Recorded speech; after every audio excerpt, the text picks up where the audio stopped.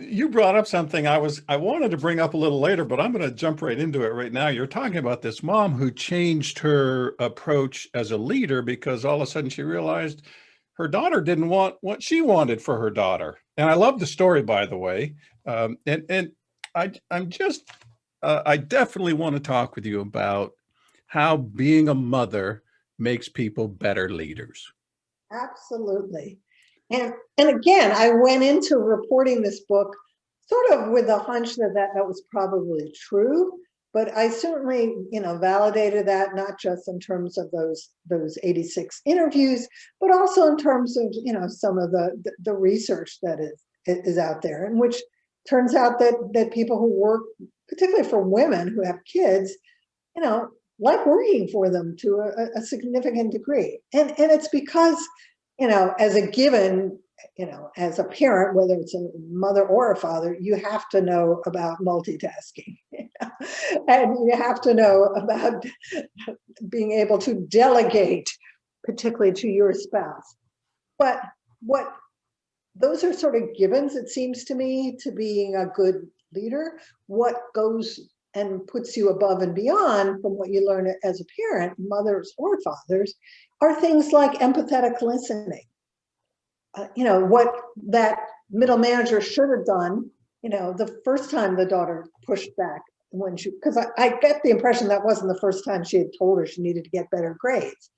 And so the idea of not only being able to walk in the shoes of the people that work for you, but understand where they're coming from and what is driving and motivating them by listening and paying attention to nonverbal cues, I think is really critical. And equally so is patience. There's, probably no greater skill one learns as a parent of a toddler who is throwing a hissy fit when it's time to leave to go do something.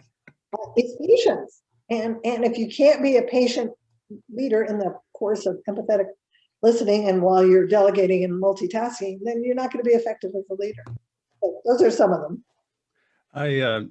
The first thing that came to mind when I asked you about expectations and communication, and you responded with set the expectation together, was really about empathy and listening. As you said that, I thought that is, one of the reasons, a mom leader, a female leader, can really excel because she understands that.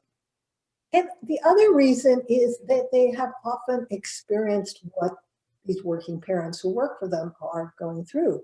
There's this great story, tale in the book involving the CEO of Avon, Andrea Jung, who was the first woman CEO of this company for women.